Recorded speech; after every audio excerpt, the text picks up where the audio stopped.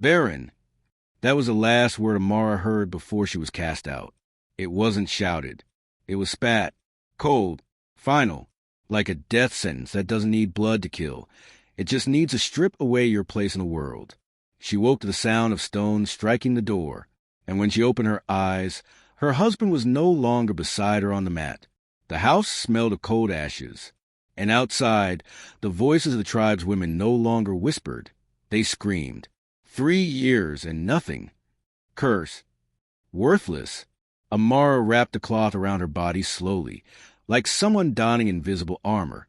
Her hands trembled, but her face remained steady. Because if there's one thing a black woman learns early in Savannah, it's this: you could be bleeding inside, but you never show it. She opened the door and saw the elder, the women in a semicircle. Her husband, with his back to her. He didn't even look. Amara, the elder's voice cut through the dry morning wind. You have brought shame to this family, to this tribe. A woman who bears no children has no place here. She wanted to scream, wanted to say it wasn't her, that the problem was never hers. But who would believe her? In a land where a man's word is law, and a woman's is merely an echo? So she said nothing, just picked up the bundle someone had already prepared for her, as if they knew this day would come, and began to walk. No one stopped her. No one cried. Not even a husband who swore eternal love beneath the same baobab tree, where she now walked alone. The savannah is beautiful from a distance, but when you're in the middle of it, without water, without shade, without destination, it becomes something else. It becomes a mirror, showing you everything you try to hide. The loneliness, the fear, the rage you swallowed down for years to avoid being called weak. Amara walked all day. Her feet bled inside her old leather sandals. The sun hammered her head like a sentence. Her throat burned, but she didn't cry. Not yet, because crying was accepting, and accepting was dying inside. When the sun began to set, painting the sky orange and red like an open wound, she saw the tree, a giant baobab, old as time itself, with roots that looked like hands holding the earth. Amara felt her knees in its shadow, and finally let the tears fall. She made no sound, just let her chest shake while the night swallowed the world. Why me? She whispered to herself, to God, to the wind, to whoever would listen. But no one answered, only the silence of savannah, and the distant sound of hyenas laughing in the darkness. She doesn't remember falling asleep, but she woke to the smell of smoke, and a voice. Do you have a name?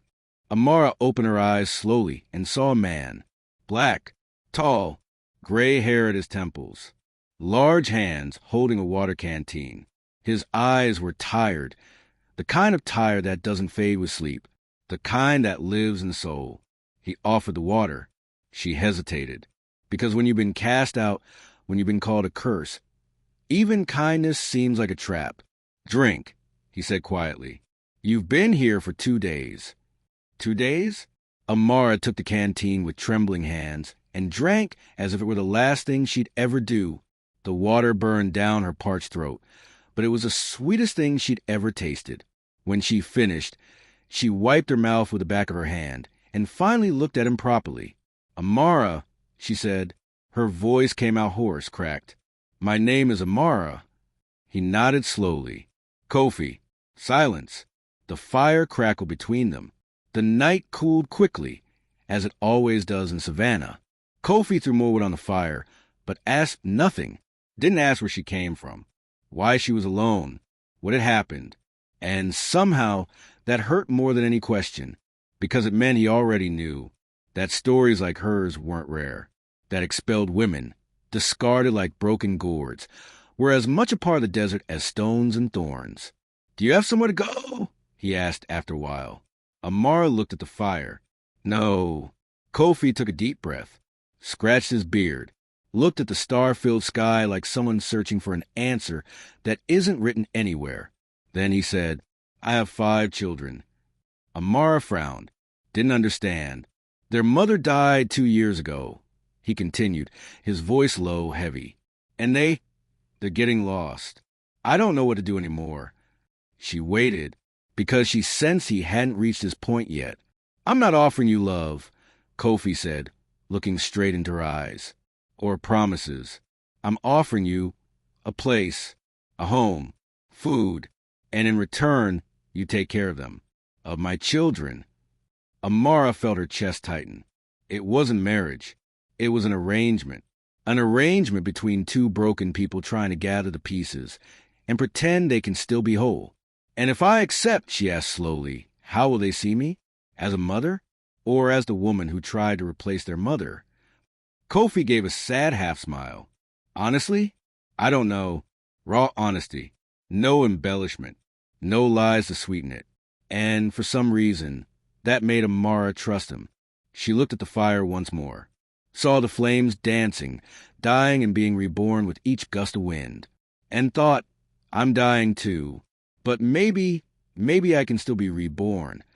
All right, she said quietly. Kofi blinked in surprise. All right. Amara repeated, more firmly this time. I accept. He didn't smile, didn't thank her, just nodded slowly, like someone who just made a deal with destiny and has no idea if it will work or destroy everything. Tomorrow we go to the village, he said, standing, rest, and disappeared into the darkness. Amara remained alone beside the fire. She looked at her own hands, calloused, wounded, empty, and for the first time in days, felt something different from pain. It wasn't hope. Not yet. It was just the possibility of it. But in the middle of the desert, with her body aching and her heart in pieces, even possibility is a lot. The journey to Kofi's village took 3 days. 3 days of walking through red earth and dry grass that cut like whispers. 3 days of silence broken only by the sound of their feet and the distant calls of birds Amara couldn't name. Kofi didn't talk much, but he was careful. He made sure she had water, shade during the hottest hours, a place by the fire at night where the cold couldn't reach her bones. Small things that shouldn't matter. But when you've been told you're worthless, even small kindness feels like a miracle you don't deserve. On the second night, as they sat under a sky so full of stars it looked like scattered salt, Kofi finally spoke. They're gonna stare, he said quietly. Amara looked at him. The village. My children. They're gonna stare at you like you're an outsider, she finished. He nodded. Worse. They're gonna look at you like you're trying to take something that isn't yours. Amara pulled her knees to her chest. The fire flickered between them, casting dancing shadows on their faces. And you, she asked, how do you see me? Kofi was quiet for a long moment. Then he said, like someone who deserves better than what life gave her. Something cracked inside Amara's chest. Not broke, just softened, like ice beginning to thaw. They arrived at sunrise. The village was small. Maybe 20 huts clustered together, like a family huddled against the wind. Smoke rose from morning fires. Children's laughter echoed somewhere in the distance. It looked peaceful, but Amara knew better than to trust appearances. Women stopped pounding grain when they saw her. Men paused mid-conversation. Eyes followed her like arrows she couldn't see, but could definitely feel. Kofi walked ahead, his shoulders straight, his jaw set. He didn't explain, didn't apologize, just walked straight to his home, a larger hut at the edge of the village, with a worn door and patches in the roof that spoke of repairs done alone, without help, without a woman's touch. Wait here, he said, and disappeared inside. Amara stood outside, feeling the weight of 100 invisible stares. Her hands gripped the edges of her wrap. Her breath came shallow. This was a mistake. She should run, should turn around and disappear back into the savannah before the door opened, and 5 pairs of eyes looked at her. 5 children. The oldest was a young man, really 18 maybe, tall like his father, with the same broad shoulders and sharp cheekbones. But his eyes were hard, angry. That was Jabari. Next to him stood a girl, 15, lean and watchful, with her arms crossed and her head tilted like she was studying a puzzle she didn't want to solve. Nia, behind them, a boy, 12, thin, too thin, with hollow eyes that looked past Amara instead of at her, like he'd learned to stop seeing the world to stop hurting. Kwame, then 2 smaller ones. A girl with curious eyes and skinny legs, maybe 9, and a little boy, 6, with a gap-toothed smile that hadn't learned yet that smiles can be dangerous. Zuri and Tund. Kofi stood behind them, his hand on the oldest boy's shoulder. "This is Amara," he said. His voice was calm, but Amara could hear the tension underneath. "She's going to stay with us." Silence. The kind of silence that screams louder than words. Then Jabari stepped forward, looked Amara up and down, and spat on the ground at her feet. "She's not our mother," he said, his voice cold and sharp as a blade. "Jabari," Kofi started. "She's not," Jabari repeated, louder this time, "and she never will be." He turned and stormed past Amara, his shoulder deliberately slamming into hers as he passed. The other children stood frozen. Nia looked at her father, then at Amara, then back at her father, her expression unreadable. Kwame stared at the ground. Zuri bit her lip. Only little Tun tilted his head and asked, voice small and sweet, "Are you going to make breakfast?" The house smelled like grief. Not the fresh kind, the old kind, the kind that settles into walls and cloth and skin until you can't remember what it was like before it moved in. Amara stood in the doorway, taking it all in. One main room, a cooking fire in the center, half cold. Sleeping mats rolled in the corners. A table with uneven legs. Bowls stacked carelessly. Dust on everything. This wasn't just a house without a woman. This was a house where people had stopped trying. "I know it's not much," Kofi said quietly behind her. Amara turned to face him. "It's more than I had yesterday." He nodded, looked relieved, looked guilty. "The children, they'll come around. Just give them time." Amara wanted to believe him, but she'd seen Jabari's eyes, and she knew some wounds don't heal with time. They just learn to hide better. She spent the first day cleaning, not because Kofi asked, not because anyone expected it, but because it was the only thing she knew how to do when everything else felt impossible. She swept the floor, washed the bowls, organized the sleeping mats, relit the fire properly, the way her mother taught her before she died. The children watched from a distance. Nia sat outside, pretending to weave, but her eyes kept darting to the doorway. Kwame disappeared into the bush and didn't come back until sunset. Zuri hovered near the entrance, wanting to come closer, but not daring to. Tun was the only one who came inside, sat cross-legged by the fire, and watched Amara work with wide, curious eyes. "You're pretty," he said suddenly. Amara paused, surprised. "Thank you. My mama was pretty too." Silence. Amara's hand stilled over the pot she was scrubbing. "I'm sure she was," she said softly. "Do you know how to braid hair?" Tund asked. "Yes." Mama used to braid Zuri's hair every morning, but now Zuri does it herself, and it always looks messy. Amara looked at the little boy, at his innocent face, at the way he talked about his mother, like she was just in the other room, not buried under red earth for 2 years. "I can braid hair," she said gently, "if Zuri wants." Tund smiled. Then Jabari's voice cut through the doorway like a whip. "Tund, get out here. Now!" The smile vanished. Tund scrambled to his feet and ran outside. Amara heard the older brother's low, harsh whisper. "Don't talk to her. Don't trust her. She's not family." Her chest tightened, but she didn't cry. She just kept scrubbing the pot. Because if there's one thing Amara had learned in her 28 years on this earth, it was this.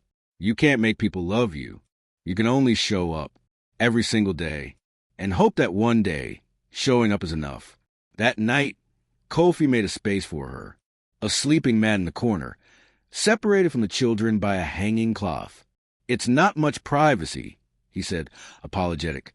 "It's fine." He hesitated, then reached into a wooden box by his own mat and pulled out something wrapped in faded cloth. A bracelet, simple, made of woven grass and small wooden beads. "This was my mother's," he said quietly.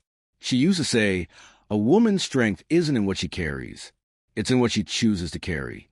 He held it out to Amara. She stared at it, at this offering, this gesture that felt bigger than the bracelet itself. "I can't." "You can." Kofi said firmly, "You're here now. That means you're part of this, whether they accept it or not." Amara took the bracelet with shaking hands, slipped it over her wrist. It fit perfectly. "Thank you," she whispered. Kofi nodded, started to walk away, then stopped. "Amara?" "Yes." "I know this is what you dreamed of. I know you probably wanted more. A real husband, real love, a life that didn't start with exile." He turned to face her, and in the firelight, she could see the pain in his eyes. "But I'm grateful you're here, and I promise, I'll do everything I can to make sure you don't regret it." Before Mara could respond, he was gone. She lay down on the mat, pulling a thin blanket over her body. Outside, she could hear the sounds of the village settling into sleep. Inside, she could hear the soft breathing of 5 children who didn't want her here. She touched the bracelet on her wrist and thought, maybe this is how new lives begin.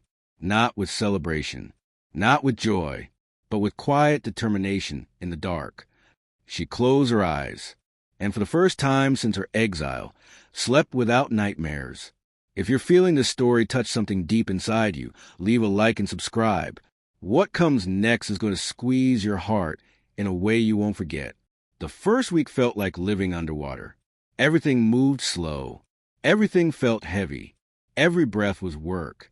Amara woke before sunrise every morning, relit the fire, prepared porridge from millet and whatever herbs she could find growing near the hut, set out bowls for 6 people who mostly pretended she didn't exist. Kofi ate in silence, then left a hunt or trade. The children took their food without looking at her, except Tund.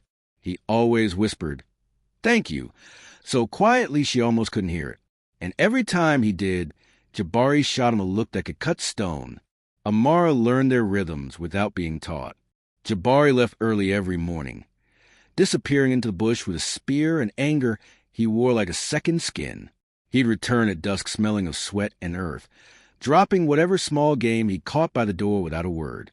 Nia spent hours weaving baskets that were too perfect, too precise, like she was trying to control something, anything, in a world that spun out of control when her mother died.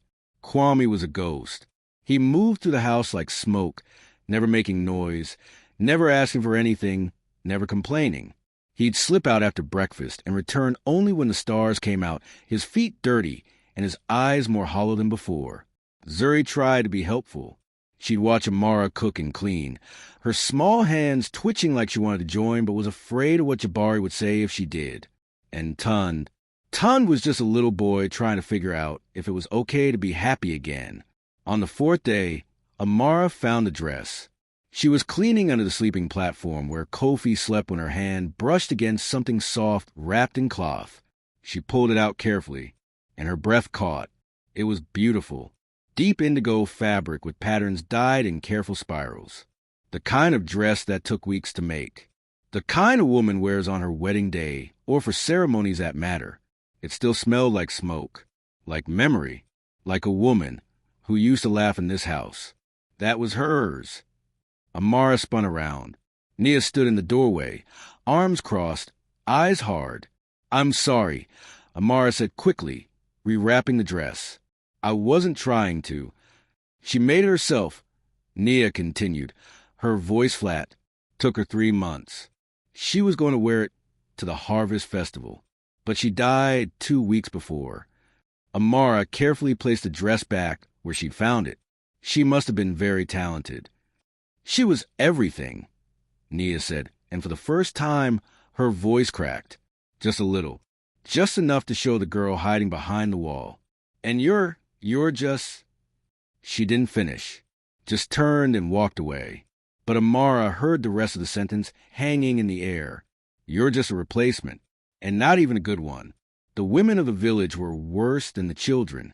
They came by in groups, pretending to borrow salt or grain. But really they came to stare, to judge, to whisper loud enough for Amara to hear. "I heard she was cast out for being barren." Poor Kofi. First he loses Adana. Now he's stuck with that. She's probably cursed. You know what they say about women who can't bear children. Mark my words. Nothing good will come of this. Amara kept her head down, kept working, kept breathing, but every word was a stone, and stones, when thrown enough times, can break even the strongest wall. On the seventh night, something shifted. Amara was outside washing clothes in a basin when she heard crying, soft, muffled, coming from behind the hut. She stood slowly, water dripping from her hands, and followed the sound, and found Kwame. The 12-year-old boy was curled up against the back wall, his knees pulled to his chest, his thin shoulders shaking with silent sobs. Amara froze. She knew she should walk away, knew he wouldn't want her to see this, knew that witnessing someone's pain without permission was its own kind of violation, but something in her chest twisted, because she recognized that cry. It was the same one she'd swallowed down for years, the kind that comes when you're too tired to be strong anymore, when a way to pretending everything's fine finally crushes you. "Kwame," she said softly. He jerked his head up, eyes wide, face wet. "Go away," he choked out. "I will," Amara promised. "But first, can I just sit here? I won't talk. I won't ask questions. I'll just be here." He stared at her like she'd spoken a language he didn't understand. Then, slowly, he nodded. Amara sat down against the wall, a few feet away from him, close enough to be present, far enough to give him space. They sat in silence. The night, sounds filled the space between them. Crickets, distant hyenas, the wind moving through dry grass like a whispered prayer. After a long time, Kwame spoke. I don't remember her voice anymore. His words were so quiet Amara almost missed them. "My mama, I try. Every night I try. But it's just gone, like she was never real." Amara's throat tightened. "That doesn't mean you love her any less," she said gently. "Then why does it feel like I'm killing her all over again?" His voice broke. "By forgetting? Because love and memory aren't the same thing," Amara said. "Memory fades. That's what it does. But love stays. It's in the way you move, the way you think, the way you see the world. She's still in you, Kwame, even if you can't hear her voice." Silence. Then, does it get easier? Amara thought about her own losses, her own exile, the husband who turned his back, the tribe that threw her away. "No," she said honestly, "it doesn't get easier. You just get stronger. Strong enough to carry it without breaking." Kwame wiped his face with the back of his hand, looked at her for the first time. Really looked. "Were you cast out?" he asked. "Yes." "Why?" "Because I couldn't give them what they wanted, so they decided I had no value." "That's stupid," Kwame said, anger flashing in his young eyes. "People are worth more than what they can give." Amara smiled sadly. "I wish the world believed that." They sat in silence again. Then Kwame stood, brushed the dirt off his legs, started to walk away, but before he rounded the corner, he stopped. "Amara?" "Yes." "Thank you for not trying to fix it." And he was gone. Amara sat there alone, her heart aching and full at the same time, because for the first time since arriving, she'd been seen. Not as a replacement, not as an obligation, not as the barren woman who had nowhere else to go, but as a person who understood pain. And sometimes that's the only bridge you need. The next morning, something was different. Kwame came to breakfast, sat at the fire, and when Amara handed him his bowl, he looked her in the eye and said, "Thank you." It was small, so small that maybe no one else even noticed, but Amara did, and across the fire, she saw Neil watching, saw the calculation in her eyes, the slow thaw of a girl trying to decide if it was safe to stop hating. Even Jabari noticed. His jaw tightened. His hand gripped his spear a little harder, but he didn't say anything, didn't stop it. And for now, that was enough. That afternoon, Zuri approached Amara while she was grinding grain. The 9-year-old stood a few feet away, shifting from foot to foot, her fingers tangled in the hem of her worn dress. "Can you really braid hair?" she asked, voice small and hopeful. Amara looked up, saw the tangled mess on the girl's head, saw the longing in her eyes, the desperate, aching need to be cared for, in a way only a mother can. Yes, Amara said gently. Would you like me to braid yours? Zuri nodded so hard her whole body moved. Sit, Amara said, patting the ground in front of her. Zuri sat, and for the next hour, Amara's fingers worked through the child's hair with the kind of care she hadn't been allowed to give anyone in years. She parted sections, wove strands, created patterns her own mother taught her when she was Zuri's age. Zuri didn't speak, but her shoulders relaxed. Her breathing slowed, and when Amara finished, the little girl touched the neat braids with wonder. It's beautiful, she whispered. You're beautiful, Amara corrected. Zuri turned around, her eyes shining. Can you do it again tomorrow? Every day, if you want. The smile that broke across Zuri's face was like sunrise after a long night. She threw her arms around Amara's neck in a sudden, fierce hug. Then, just as quickly, pulled away and ran off, as if embarrassed by her own affection. But Amara sat there, frozen, because that hug, that 3-second embrace, was the first time she'd been touched with love since her exile, and she hadn't realized how much she'd been starving for it. That night, Kofi came home late. He looked exhausted, older than his 52 years, like the weight of keeping everyone alive was finally starting to crush him. But when he saw Zuri's braids, something softened in his face. You did that? He asked Amara. She nodded. He was quiet for a moment, then said, Adana used to do her hair exactly like that. Amara's stomach dropped. I'm sorry. I didn't mean to. Don't apologize, Kofi said firmly. It's good. She looks happy. I haven't seen her happy in a long time. He sat down heavily by the fire. Amara brought him food. He ate in silence. Then, without looking at her, he said, They're starting to accept you. Some of them. Jabari will come around. Will he? Kofi sighed, rubbed his face with callous hands. He's angry at me. Not you. He thinks I gave up on their mother too fast. Thinks I betrayed her memory by bringing you here. Did you? Amara asked quietly. Kofi looked at her then. Really looked. I don't know, he admitted. I don't know if I'm honoring her by trying to move forward, or dishonoring her by not staying buried in grief forever. Maybe, Amara said carefully, it's not about honoring or dishonoring. Maybe it's just about surviving, and letting your children survive too. Kofi stared into the fire. When did you get so wise? When I had nothing left to lose. Silence stretched between them. Comfortable. Real. Then Kofi stood.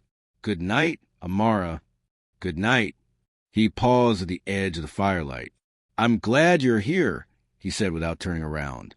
And then he was gone. Amara sat alone by the dying fire, touched the bracelet on her wrist, and thought, maybe home isn't a place you're born into.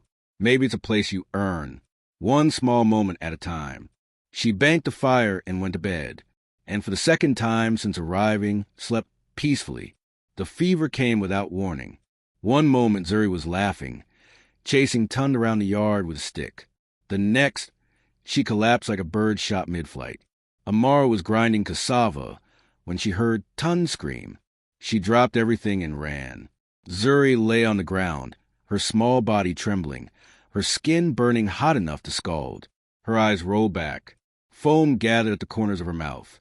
Zuri. Amara dropped to her knees, cradling the girl's head. Zuri, can you hear me? No response. Just violent shaking. Tund stood frozen, tears streaming down his face. Get your father, Amara shouted. Now! But Tund didn't move. Couldn't move. Terror had turned him to stone. Nia appeared in the doorway, took one look, and her face went pale. Not again, she whispered. Please, not again. What do you mean, not again? Amara demanded. This is how Mama started, Nia said, her voice hollow. The fever, the shaking. 3 days later she was. She's not going to die. Amara's voice cracked like thunder. Nia, I need water. Cold water from the stream. And bring me the bundle of herbs hanging by the fire. The dark green ones. Now! The command in her voice snapped Nia out of paralysis. She ran. Amara lifted Zuri's limp body and carried her inside, laying her on the coolest mat she could find. The girl's breathing was shallow, rapid, her little chest rising and falling too fast. "Stay with me," Amara whispered, brushing sweat-soaked hair from Zuri's forehead. "Stay with me, baby. Please." Nia returned with the water and herbs. Amara worked with steady hands, even though her heart was hammering against her ribs. She'd learned healing from her grandmother, had memorized which plants brought down fever, which ones fought infection, which ones eased pain. Knowledge her tribe had valued, until the day they decided she was worthless. She crushed the herbs between her palms, releasing their bitter scent, mixed them with water, held Zuri's jaw and carefully tipped the liquid into her mouth, massaged her throat to help her swallow. Then she soaked cloths in cold water and pressed them to Zuri's forehead, neck, and wrists. "What can I do?" Nia asked, her voice small and terrified. "Keep bringing fresh water. And pray." Nia nodded and disappeared again. Kwame appeared next, silent as always, but his eyes were wide with fear. "Is she?" "She's fighting," Amara said. "Help me keep her cool." He knelt on the other side of Zuri, without hesitation, took a cloth, began wiping down her arms with the same careful precision he used for everything. Tun finally moved, crawled close, and took his sister's hand. "Don't go," he whispered. "Please don't go like Mama." Kofi arrived at dusk, running so hard his chest heaved. Jabari was right behind him. "What happened?" Kofi's voice was raw with panic. "Fever," Amara said, not looking up. "It came fast, but I've given her medicine. Now we wait." "Wait!" Jabari exploded. "That's it? Just wait." "That's all any of us can do," Amara said firmly. "The medicine needs time to work." "Your medicine?" Jabari spat. "What if it makes her worse? What if you—" "Jabari." Kofi's voice was low. "Dangerous. Enough." "But she—" "I said enough." Kofi pushed past his oldest son and knelt beside Zuri. His big hand trembled as he touched her cheek. "She's so hot." "I know, but her breathing is steadier than it was an hour ago." "That's good." Kofi looked at Amara. His eyes were red-rimmed. "Desperate. Can you save her?" Amara wanted promise, wanted to say yes with certainty. But she'd learned long ago that false hope was its own kind of cruelty. "I don't know," she said honestly, "but I'm going to try. All night, as long as it takes." Kofi nodded slowly, then did something that shocked everyone. He reached out and squeezed Amara's shoulder. "Thank you." The night was endless. Amara stayed awake, changing the cool cloths every few minutes, giving Zuri small sips of medicine every hour, monitoring her breathing, her pulse, the color of her lips. The children took turns sitting vigil. Nia brought water and fresh herbs without being asked. Kwame stayed close, his hollow eyes fixed on his sister's face. Tun fell asleep holding Zuri's hand. Even Jabari stayed. He sat in the corner, arms crossed, jaw clenched, watching Amara with a mix of suspicion and something else, something that looked almost like hope. Kofi paced like a caged lion. "You should rest," Amara told him gently around midnight. "I can't. Last time I rested, I woke up and she was—" His voice broke. "I can't lose another one. I can't." "You won't," Amara said. "Not tonight." "How do you know?" "Because I won't let you." It was a bold promise, maybe a foolish one, but something in Kofi's face softened, like he needed to hear someone speak with certainty even if it wasn't guaranteed. He sat down beside her. "Where did you learn this?" he asked quietly. "The healing? My grandmother. She was the medicine woman of our village. Taught me everything before she died." "Then why did they cast you out?" "Someone with your skills." "Skills don't matter when you can't give them sons," Amara said flatly. "A woman's worth is measured differently than a man's." Kofi was quiet for a long moment. "That's wrong." "Yes," Amara agreed. "It is. But wrong doesn't stop it from being true." They sat in silence, watching Zuri breathe. Then Kofi said, "My wife, Adana, she was fearless, strong. The kind of woman who could carry water for miles and still have energy to dance at night. But when the sickness came, he swallowed hard. She fought so hard. For 3 days she fought. And I couldn't do anything. Just watched her slip away. Watched the light go out of her eyes while she begged me to take care of the children. His voice cracked. I've been so afraid that I can't. That I'm failing her. Failing them. Amara looked at him. At this man carrying impossible weight with hands too tired to hold it anymore. You're not failing, she said softly. You're surviving. And you're letting them survive with you. That's what she would have wanted. How do you know? Because any mother who loved her children the way you say she did wouldn't want them trapped in grief forever. She'd want them to live, to laugh again, to heal. Kofi's eyes filled with tears. He didn't wipe them away, just let them fall. And Amara realized this was the first time he'd let himself cry since his wife died. The first time he'd let the dam break. I miss her, he whispered. God, I miss her so much. I know. But I'm also glad you're here. And that makes me feel like I'm betraying her. You're not, Amara said firmly. Love doesn't have a limit. Missing her and being grateful for help aren't the same as forgetting. You're allowed to move forward, Kofi. She want you to. He nodded slowly, wiped his face. Thank you, he said again, for everything. Just before dawn, Zuri's fever broke. Her skin cooled. Her breathing deepened. Color returned to her lips. Amara touched her forehead and felt tears of relief sting her eyes. She's going to be okay, she whispered. Kofi exhaled like he'd been holding his breath for hours. Maybe he had. The children stirred. Is she? Kwame asked, voice tight. She's healing, Amara said. Tun burst into tears. Nia covered her mouth with both hands. Kwame's shoulders sagged with relief, so profound it looked like pain. Even Jabari's face cracked. Just for a second. But Amara saw it. Saw the terrified 18-year-old boy beneath the armor. When Zuri woke up, the sun was rising. She blinked slowly, confused. What happened? You got sick, Amara said gently, smoothing hair from her forehead.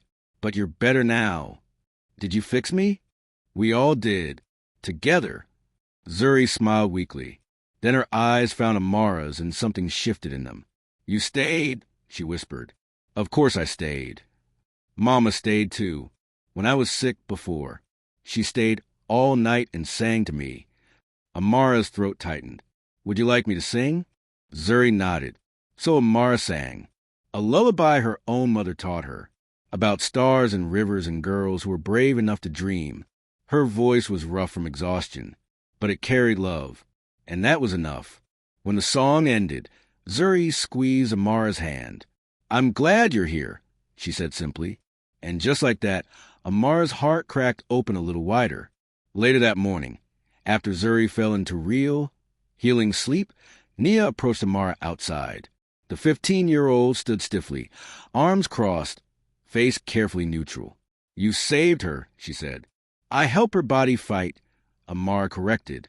My mother couldn't be saved, but you saved Zuri. The circumstances were different. I hated you, Nia interrupted. Her voice was flat, honest. When you came here, I hated you so much, because you weren't her. And I wanted her so badly it felt like dying. Amara waited. But last night, you didn't give up. You didn't sleep. You just stayed, like she would have. Nia's eyes filled with tears she refused to let fall. You're not my mother, she said firmly. And you never will be. But maybe you can be something else. Something good. It wasn't forgiveness. It wasn't acceptance. But it was a door cracked open. And sometimes that's all you need. Thank you, Amara said softly, for giving me a chance. Nia nodded stiffly and walked away. But as she left, Amara saw her wipe her eyes and knew something had shifted, something important. That evening, Jabari found Amara by the stream. She was washing the cloth she'd used on Zuri, her hands red and raw from work and worry. He stood on the bank for a long time, not speaking, just watching. Finally, Amara looked up. Do you need something? Jabari's jaw worked like he was chewing words he didn't want to swallow. Then he said, "You could have let her die." Amara's hand stilled. "What?" "You could have done nothing. Let the fever take her. And then my father would have had one less reason to keep you here. One less mouth to feed. One less tie binding you to this place." His eyes were hard. But behind the hardness was something raw and bleeding. "But you didn't," he continued. "You fought for her like she was yours." Amara stood slowly, water dripping from her hands. "She's not mine," she said quietly. "She's his. She's yours. But that doesn't mean I don't care." "Why?" The word burst out of Jabari, like a wound finally opened. "Why do you care? You don't know us. We treated you like trash. I treated you like trash. So why?" Amara looked at this angry, hurting young man who was trying so hard to protect a memory he was terrified of losing. "Because I know what it's like to be discarded," she said simply. "And I would never, ever do that to someone else, especially not a child." Jabari stared at her. Then, slowly, his shoulders dropped. The fight went out of him like air from a punctured skin. "I'm sorry," he said hoarsely, for everything. For being cruel. You were protecting your family." Amara interrupted gently. "There's no apology needed for that." "Yes, there is." He looked at the ground. "My mother would be ashamed of how I treated you." "No," Amara said firmly. "She'd be proud that you loved her enough to defend her memory. That's not shameful. That's beautiful." Jabari's face twisted, and for the first time since Amara arrived, he looked like what he really was. A scared boy pretending to be a man. "I miss her so much," he whispered. "I know. And I'm so angry. I know that too. Will it ever stop? The anger?" Amara thought about her own rage, the bitterness she'd carried like a stone in her chest. "No," she said honestly, "but you learn to carry it differently, so it doesn't crush you." Jabari nodded slowly, started to walk away, then stopped, turned back, and said, "Thank you for saving my sister."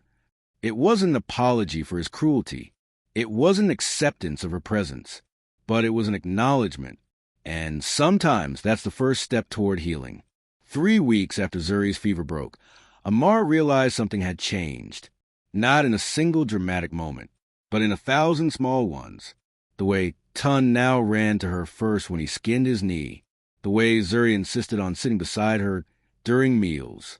The way Kwame asked quiet questions about the herbs she was grinding, genuinely curious about the healing his mother once knew. Even Nia had softened. She still kept her distance, still watched with careful eyes. But sometimes, when Amara cooked or cleaned or sang while braiding Zuri's hair, Nia would smile. Just a little. Just enough. Jabari remained the holdout. He was polite now, which was progress. He thanked her for meals, nodded when she spoke. But there was still a wall between them. Thinner than before, but still there. And Amara understood. Because some walls take longer to crumble. And that's okay. One evening, Kofi asked her to walk with him. They left the village as the sun painted the savannah gold and orange, walking in comfortable silence through the tall grass until they reached a small hill overlooking the valley. This was Adana's favorite spot. Kofi said quietly, "She used to come here when she needed to think, or breathe, or just be." Amara stood beside him, feeling the weight of being brought to such a sacred place. She sounded like she was remarkable. She was... Kofi smiled, but it was bittersweet. Strong, stubborn, could argue me into the ground and make me thank her for it. He paused. But she was also scared. So scared when she got pregnant the 6th time. She knew something was wrong. Knew her body was tired. But she wanted that baby so badly. Wanted to give me another child. Another blessing. His voice cracked. I told her it didn't matter. Told her 5 was enough. More than enough. But she wouldn't listen. And when the complications started, he stopped, breathed. I watched her bleed out in our home while the baby cried in her arms. A daughter, perfect and healthy. But Adana, she just slipped away. Where's the baby now? Amara asked gently. She died 3 days later, Kofi whispered. Wouldn't take milk from anyone. It was like she knew her mother was gone and decided to follow. Amara's heart shattered. I'm so sorry. I buried them together, under a baobab tree near the eastern border, wrapped in the blue dress Adana made. Silence stretched between them. The wind moved through the grass like whispered prayers. Then Kofi turned to face Amara. I brought you here because I need to tell you something, and I need you to hear it without doubt. Amara waited, her heart beating strangely fast. When I found you in the desert, Kofi continued, I told you I wasn't offering love, just arrangement, survival, a trade. I remember. I lied. Amar's breath caught. Not intentionally, he clarified quickly. I believed it when I said it. But now, he ran a hand over his face. Now I realize I was lying to myself. Because somewhere between that first night and now, something changed. Kofi, let me finish. His voice was gentle but firm. I'm not saying I love you. It's too soon for that. And it wouldn't be fair to either of us to pretend otherwise. But I'm saying I could, if you let me, if we let each other. Amara felt tears prick her eyes. I don't know how to do this, she admitted. I was married before, but it wasn't real. It was duty, obligation. I don't know what it looks like when it's real. Neither do I, Kofi said. My marriage to Adana was arranged, but we grew into love, slowly, like a seed becoming a tree. Maybe we could do the same. He reached out and took her hand. His palm was rough, warm, solid. I'm not asking you to replace her, he said. I'm asking if you'd be willing to become something new, with me, with them. Not a shadow of what was, but a different kind of light. Amara looked at their joined hands, thought about the girl she used to be, the one who believed her worth was tied to her womb, the one who let shame define her. That girl was gone. The woman standing here now, she was something different, something stronger. I'm willing to try, she said quietly. Kofi's face broke into the first real smile she'd ever seen from him. And before she could think, before she could doubt, he pulled her into an embrace. Not passionate, not desperate, just safe, like coming home after a long journey. Amara closed her eyes and let herself lean into it, let herself believe, just for a moment, that maybe broken things could be made whole again. Not the same as before, but whole nonetheless. When they returned to the village, something was wrong. Amara felt it immediately. The air was too quiet, too tense. People stood in small clusters, whispering, pointing, and all eyes were on Kofi's hut. What's going on?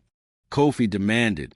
Striding forward, an older woman stepped forward, her face pinched with judgment. There are men here, she said coldly, from the southern tribe, looking for someone. Amara's blood turned to ice. Who? But she already knew, because when 3 men emerged from Kofi's hut, she recognized the tallest one immediately, her former husband.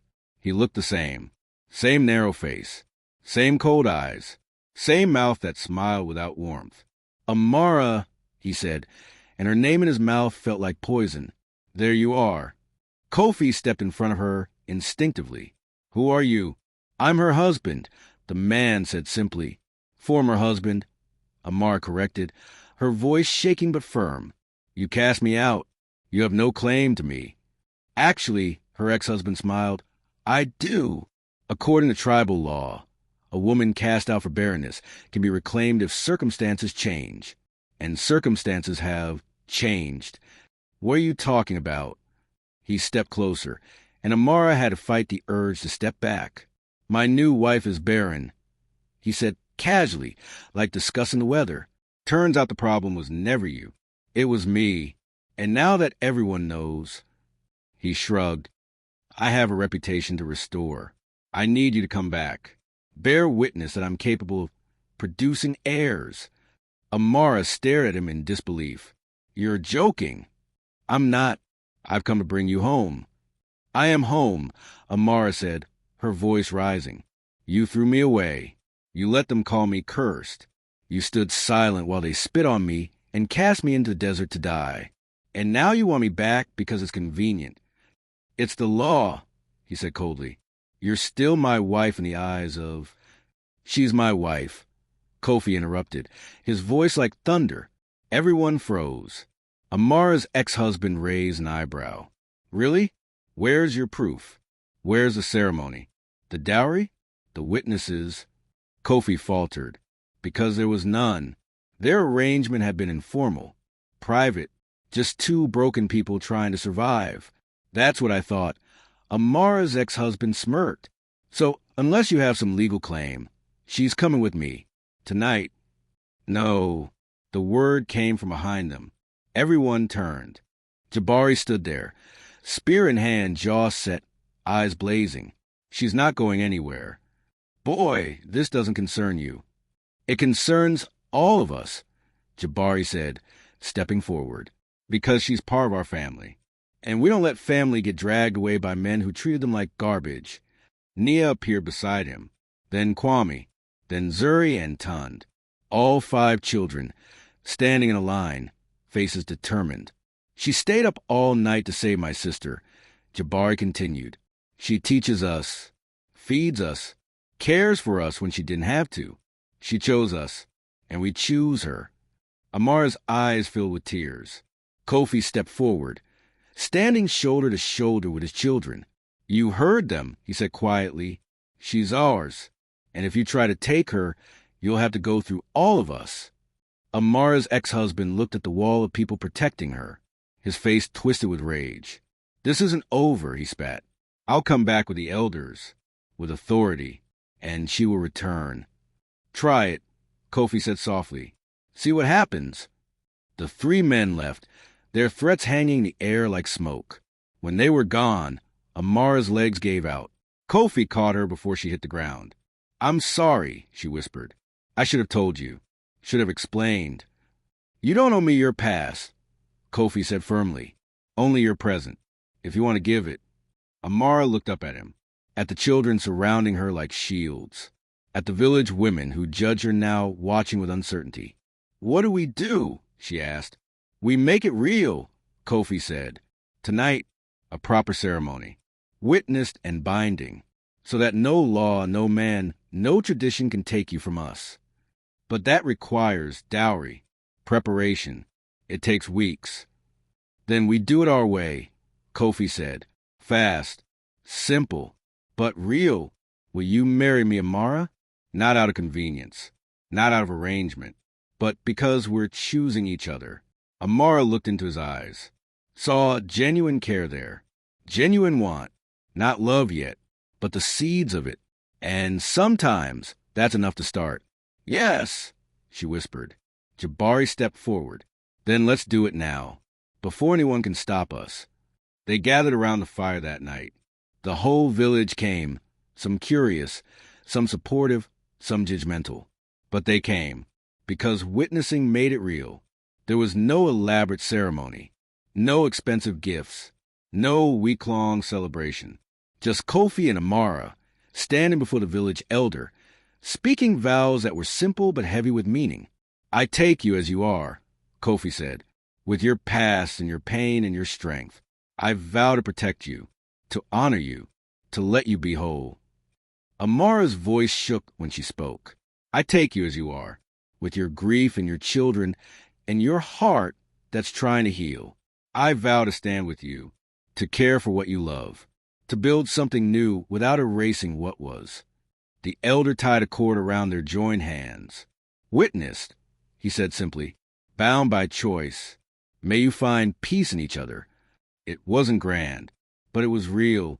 And when Kofi kissed her forehead gently, Amara felt something shift in her chest. Something that felt almost like belonging. That night, after the village dispersed and the children finally slept, Kofi sat with Amara by the fire. Your husband will come back, he said quietly.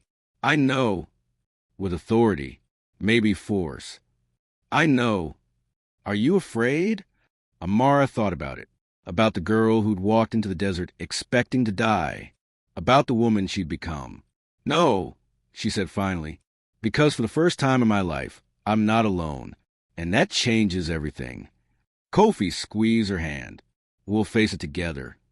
Together, Amara agreed, and in the flickering firelight, with the sounds of sleeping children surrounding them, they sat in silence, not knowing what tomorrow would bring, but knowing they'd face it side by side. And sometimes, that's the only certainty you need. He came back exactly 7 days later. Not alone this time. Amara was grinding millet when she heard the commotion, voices raised, feet pounding earth, the children's laughter dying mid-breath. She looked up and saw them, her ex-husband, 3 tribal elders from the southern village, and 2 warriors carrying spears that caught the morning light like promises of violence. Kofi was already outside, standing like a tree that refused to bend. Amara wiped her hands on her wrap and walked out to stand beside him. The head elder stepped forward. He was ancient, his face a map of wrinkles, his eyes sharp as obsidian blades. "Kofi of the northern people," he said formally. "We come on behalf of tribal law." "What law?" Kofi's voice was calm. Too calm. The law of reclamation. This woman, he gestured at Amara without looking at her, was cast out by her husband for barrenness. But new evidence proves the fault was his, not hers. Therefore, by right, she must return to restore his honor. "She's married to me now," Kofi said flatly, "witnessed by this village, bound by vow. A hasty ceremony performed in desperation isn't binding," Amara's ex-husband interjected smugly, "especially when it violates existing marital law." "I divorce her," Kofi countered. "By casting her out, you severed all ties. She owes you nothing." The elder raised a gnarled hand. "Divorce by expulsion is conditional. If circumstances change, which they have, the bond can be reinstated. This is ancient law, older than any of us." "Ancient doesn't mean just," a new voice said. Everyone turned. An old woman stepped forward from the crowd. Her name was McKenna, and she was the oldest person in Kofi's village, a grandmother to half the people there, a woman whose word carried weight earned through decades of wisdom. "With respect, elder," McKenna said, her voice like weathered stone, "ancient law was written by men, for men. It treats women like property that can be discarded and reclaimed at will. Perhaps it's time we question whether such laws still serve us." Murmurs rippled to the gathered crowd. The southern elder's face hardened. "You dare challenge tradition?" "I dare challenge cruelty dressed as tradition," McKenna replied evenly. "This man cast her out like refuse, left her to die in the desert, and now that it's convenient, he wants her back? What honor is there in that?" "It's the law." "Then the law is broken," McKenna said simply. More murmurs. Louder now, some agreeing, some uncertain. Amara felt her heart pounding so hard she thought everyone could hear it. Her ex-husband's face twisted with rage. "This is ridiculous. She belongs to me by right of first marriage." "I belong to NO1, Amara said. Her voice cut through the noise like a blade. Everyone went silent. She stepped forward, shaking but standing straight. "You want to talk about law? Fine. Let's talk about it. The law says a barren woman has no value. The law says a man can discard his wife without consequence. The law says I should crawl back to you, grateful for another chance to be humiliated." Her voice grew stronger with every word. "But here's what the law doesn't say. That I saved a child's life with these hands. That I fed and cared for 5 children who aren't mine by blood, but are mine by choice. That I've built something real here. Something good. Something that doesn't require me to erase myself to exist." She looked directly at her ex-husband. "You don't want me back because you miss me. You want me back because your pride is wounded. Because everyone knows now that you were the broken one, not me, and you can't stand it." His face flushed with fury. "Watch your tongue, woman." "No." Kofi stepped forward, his voice deadly quiet. "You watch yours. You're standing in MY village, threatening MY wife in front of MY children. And I promise you, if you take one step toward her, it will be the last step you take." The warriors tightened their grip on their spears. The tension crackled like lightning about to strike. Then Jabari appeared, followed by Nia, Kwame, Zuri, Tund, all 5 children, standing in a protective line in front of Amara. "You'll have to go through us first," Jabari said coldly. Other villagers began to move, slowly, carefully, standing with Kofi's family. Not all of them, but enough. The southern elder looked around, reading the moment. "This is highly irregular." "So is trying to steal a married woman," McKenna said sharply. "Elder to elder, I tell you, leave, before this turns into something none of us want." Amara's ex-husband looked ready to explode, but the head elder placed a hand on his shoulder. "We will take this to the Council of Chiefs," he said formally. "Let them decide. But until then..." He looked at Amara with something that might have been respect. "She stays here. This isn't over." Her ex-husband started. "It is for today." The elder cut him off. "Come, we leave." They turned and walked away, the warriors following. But before they disappeared beyond the village boundary, Amara's ex-husband turned back one last time. The look he gave her was pure venom. And Amara knew he would find a way, one way or another. He would try to take her back. Not out of love, out of spite. That night, the village was quiet. Too quiet. Like everyone was holding their breath, waiting for the other shoe to drop. Amara sat by the fire, unable to eat, unable to think, just staring at flames that danced like her racing thoughts. Kofi sat beside her. "We could run," he said quietly. Amara looked at him. "Where?" "East. West. Somewhere they can't find us. Start over. With 5 children? And what life would that be? Always running. Always afraid. Better than losing you." The simplicity of his words hit her like a fist to the chest. "Kofi, I mean it," he said, turning to face her.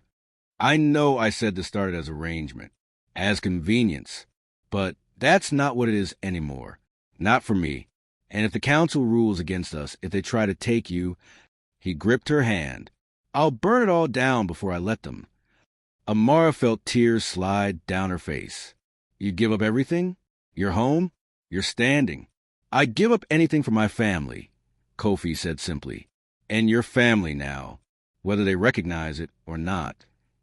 Amara leaned into him, resting her head on his shoulder. "I don't want to run," she whispered. "I'm tired of running, tired of being treated like I'm less than human, because I don't fit their definition of worthy." "Then we fight. Against the council? Against tradition? Against anything that tries to take you from us." Amara closed her eyes, felt the weight of being wanted, chosen, protected, things she'd never had before, things she thought she'd never deserve. "Okay," she said quietly. "We fight." 3 days later, a messenger arrived. The council would convene in 1 week. Both parties would present their case. The ruling would be final. "What are our chances?" Nia asked that night. She'd become more talkative lately, more willing to engage. Honestly, Kofi said, "Not good." The law is on his side. And tradition is hard to fight. "But we have witnesses," Kwame said, "people who saw the ceremony." "A ceremony performed in haste, under questionable circumstances," Kofi said. "They'll say it was reactionary, invalid. So what do we do?" Zuri asked, her small voice scared. Amara pulled the little girl close. "We tell the truth," she said. "We tell them what family really means. Not ownership, not obligation, but choice, love, commitment. And we hope that's enough." Jabari stood abruptly. "Hope isn't enough," he said harshly. "We need leverage, something they can't ignore." "Like what?" Nia asked. Jabari looked at his father. "What if we had the support of other villages? Other elders? What if we could show this isn't just about us? It's about changing a broken system?" Kofi frowned. "That would take time, resources, and most villages won't want to anger the council. So we make them want to..." Jabari interrupted. "We tell our story, Amara's story. We make people see what this law really does, how it destroys lives, and we force them to choose a side."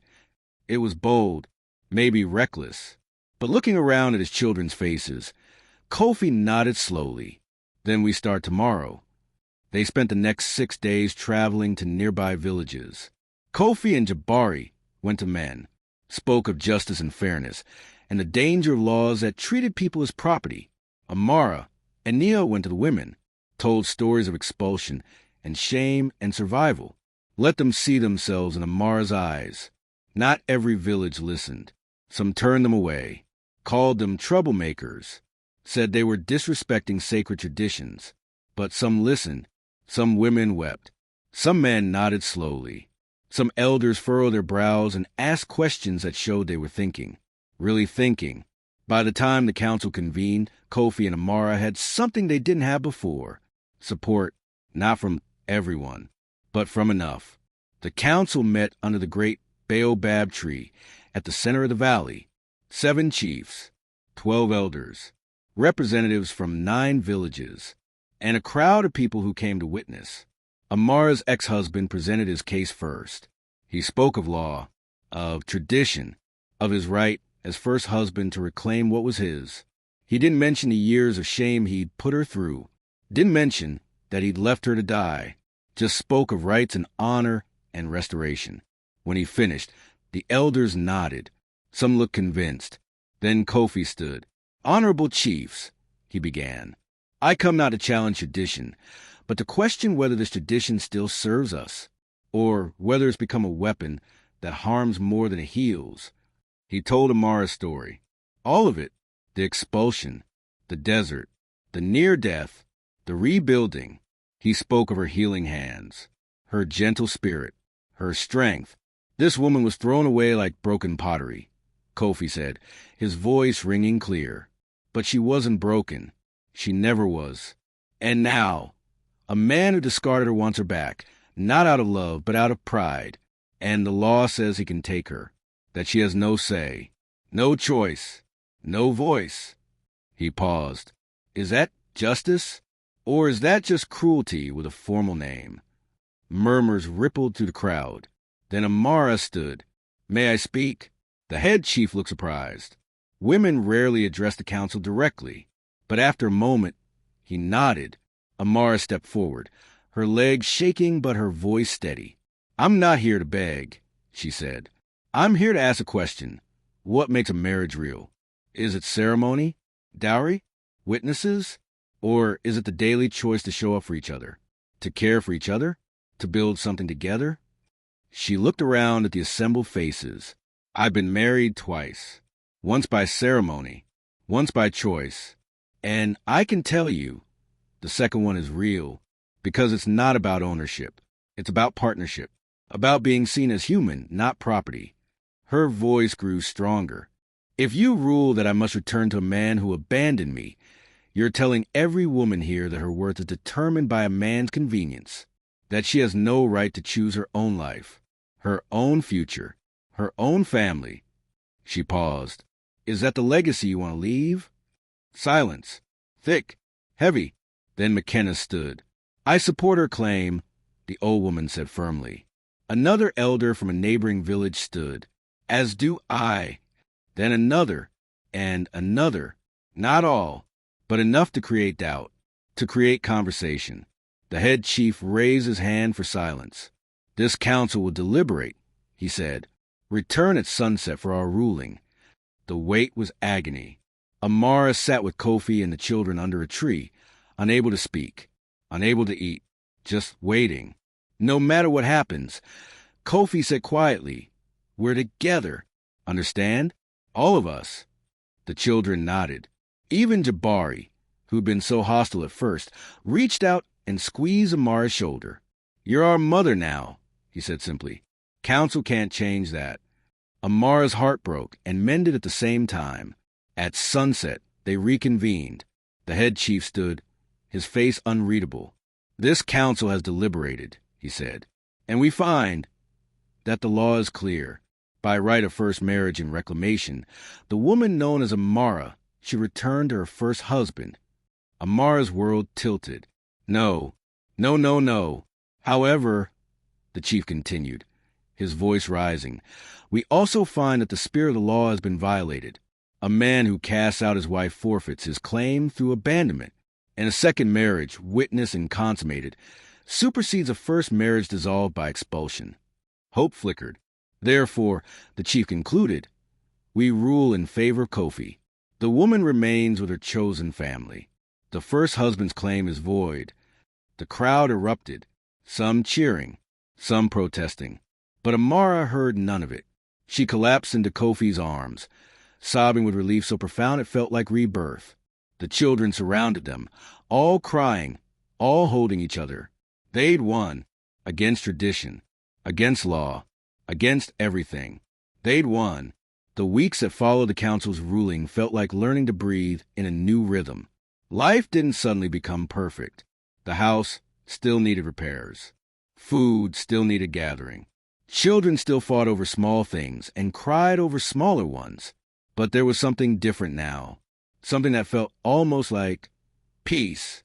Amara woke one morning to find Nia sitting beside her, just watching. You okay? Amara asked, concerned. Nia nodded slowly, then said, Teach me. Teach you what? Everything. The healing, the herbs, the way you saved Zuri. Nia's eyes were intense. Hungry.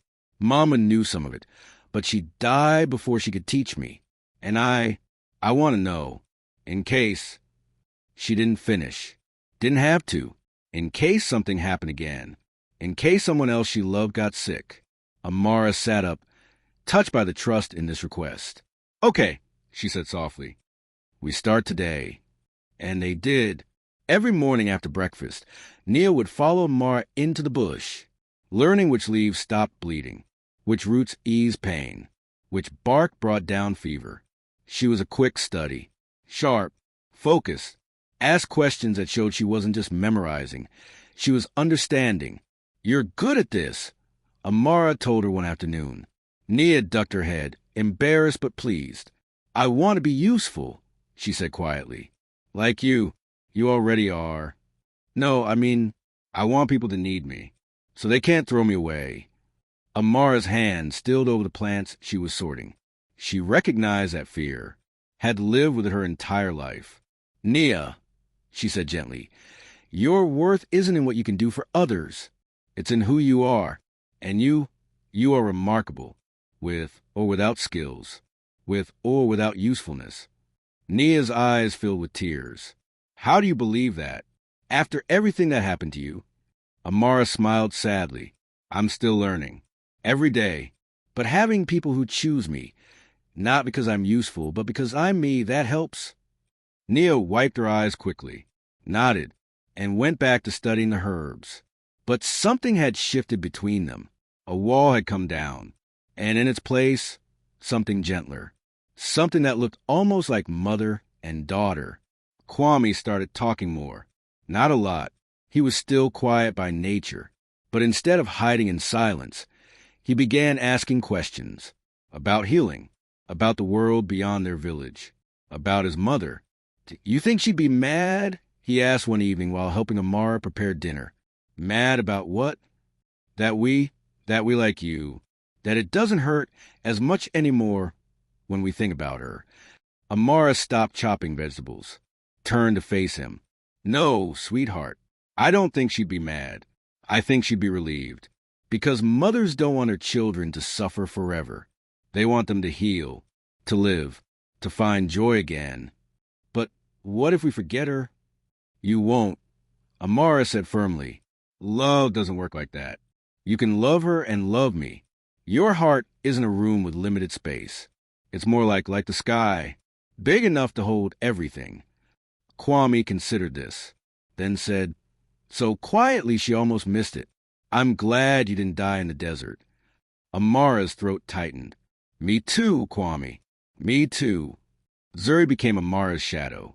Everywhere she went, the 9-year-old followed, chattering, asking endless questions, holding her hand like she was afraid Amara would vanish if she let go.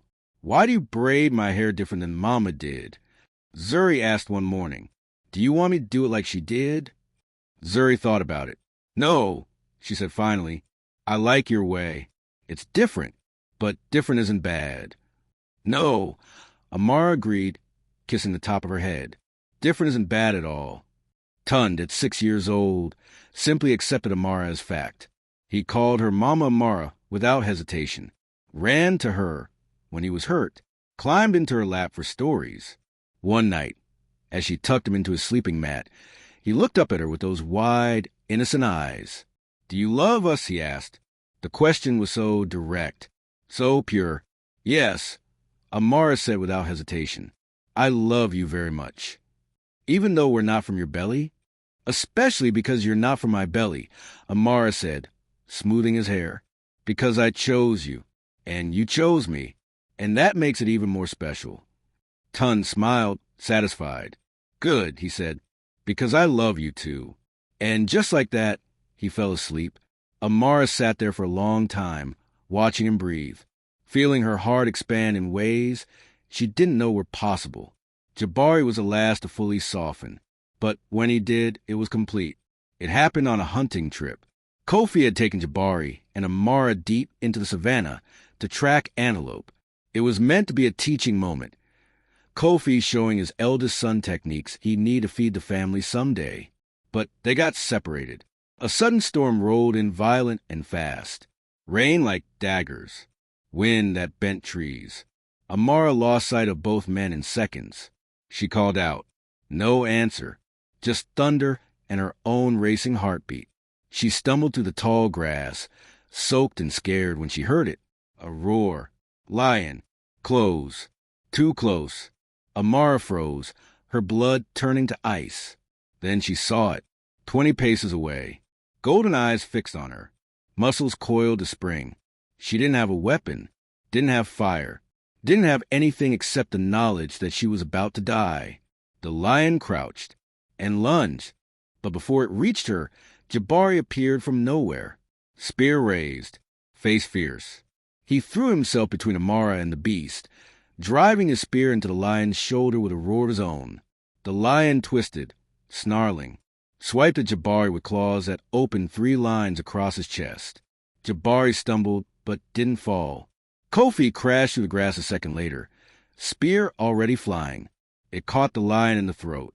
The beast fell, twitched once, went still, silence except for the rain, and 3 people breathing hard. Jabari. Amara ran to him. His chest was bleeding badly. "You're hurt." "I'm fine," he gasped. "You're not fine. Sit down, let me—" "Why did you do that?"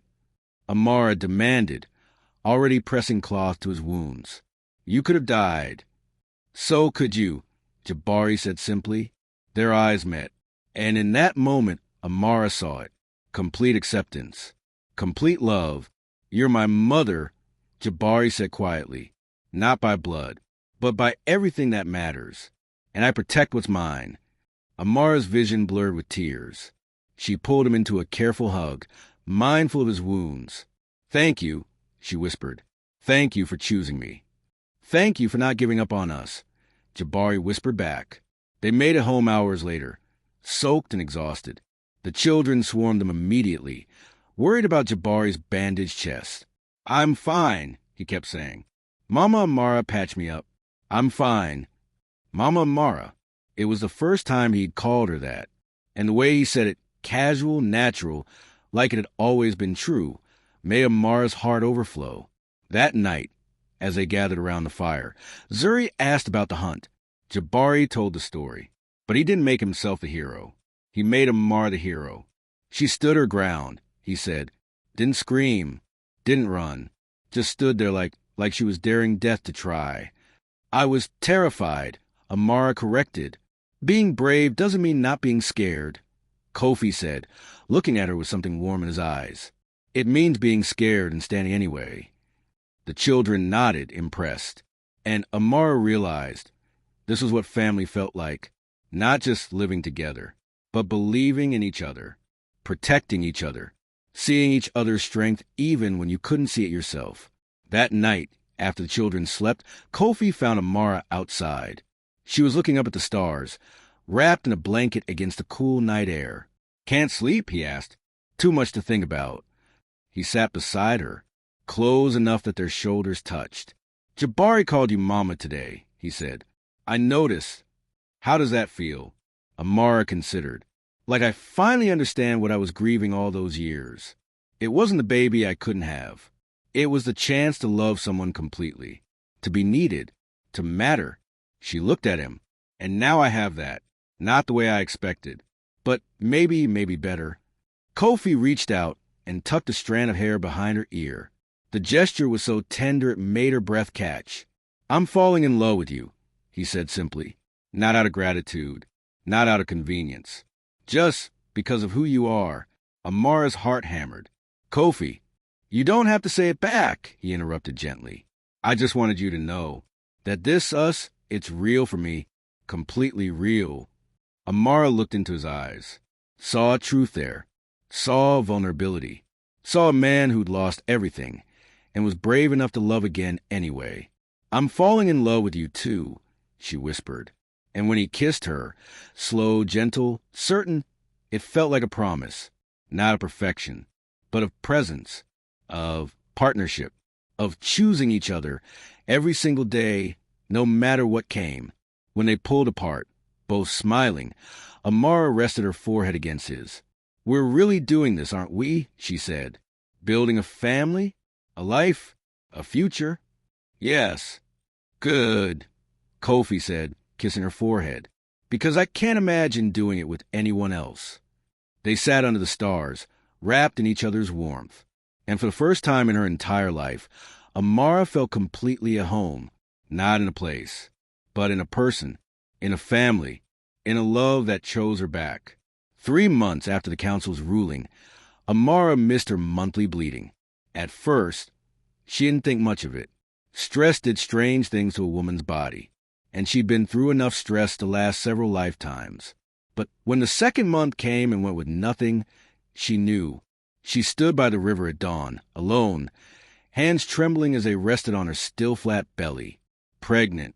After all those years of being called barren. After the shame and exile and certainty that her body was broken. She was pregnant. The joy that should have flooded her was tangled with something darker. Something that tasted like fear. Because what if something went wrong? What if her body failed again, but this time in a different way? What if she lost this child, and with it, the fragile piece she'd built? What if the universe was just setting her up for another fall? Amara? She spun around. Nia stood on the bank, concern etched on her young face. You okay? You've been out here for hours. Hours? Had it been that long? I'm fine, Amara said automatically. But Nia had learned to read her too well. You're lying. Amara opened her mouth to deny it, then closed it, because what was the point? I think I'm pregnant, she whispered. Nia's eyes went wide. Then, unexpectedly, she smiled. That's wonderful, isn't it? I don't know, Amara admitted. I'm scared. Of what? Of losing it. Of it proving everyone right. That I'm cursed. She swallowed hard. Of you all resenting me for having something with your father that your mother can't. Nia stepped into the water, not caring that it soaked her wrap, and took Amara's hands.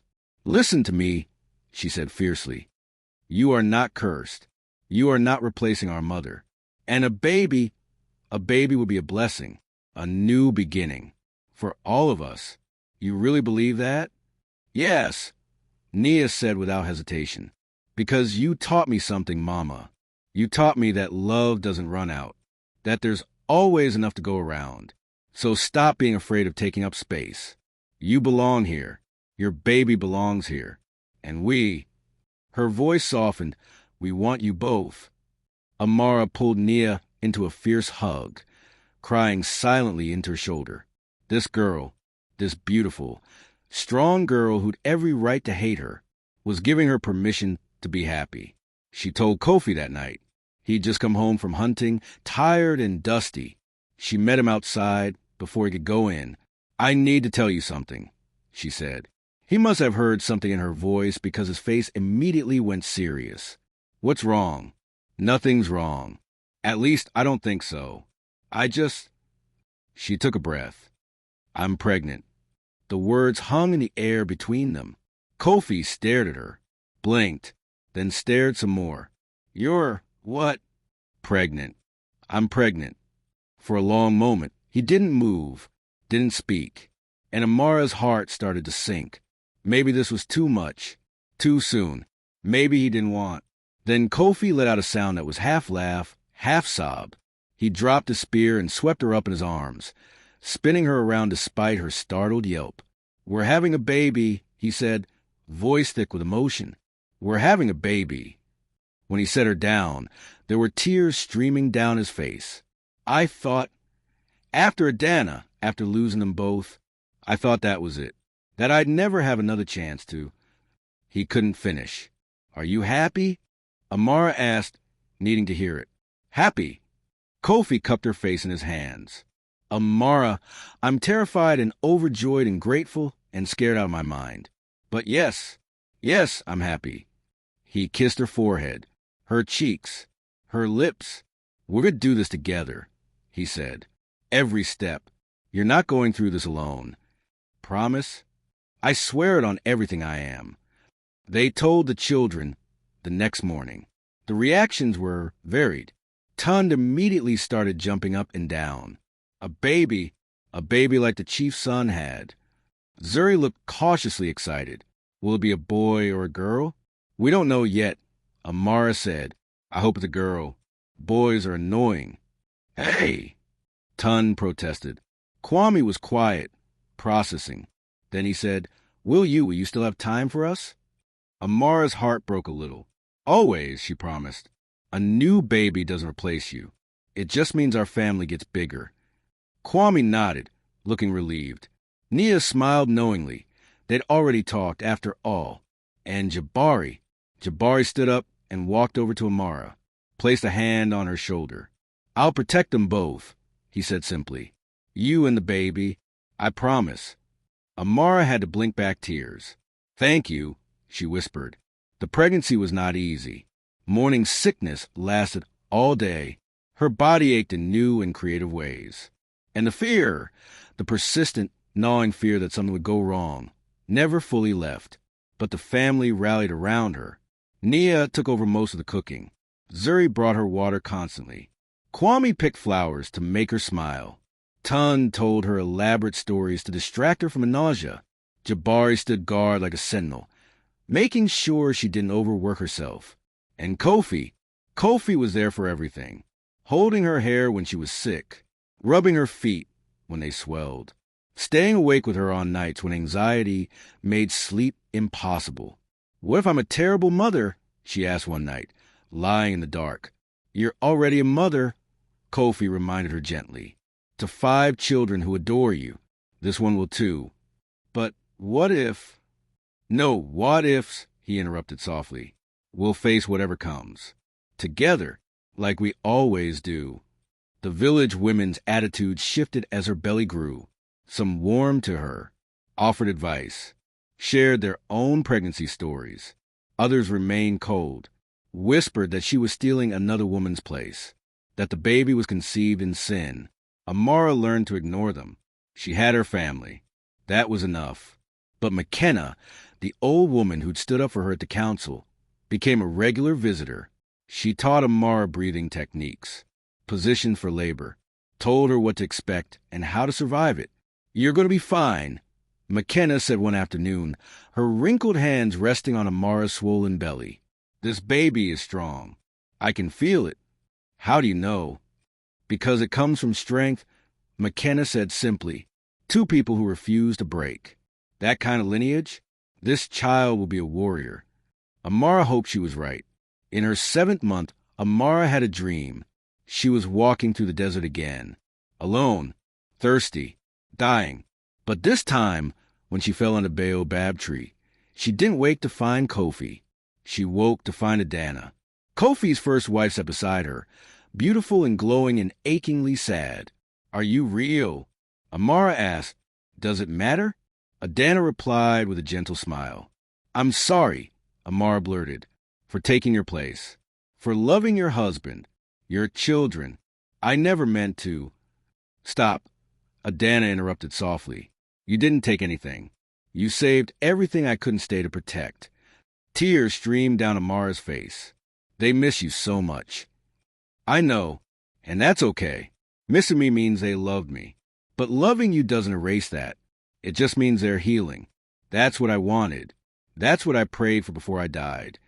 You prayed for me? I prayed for someone strong enough to hold what I had to let go.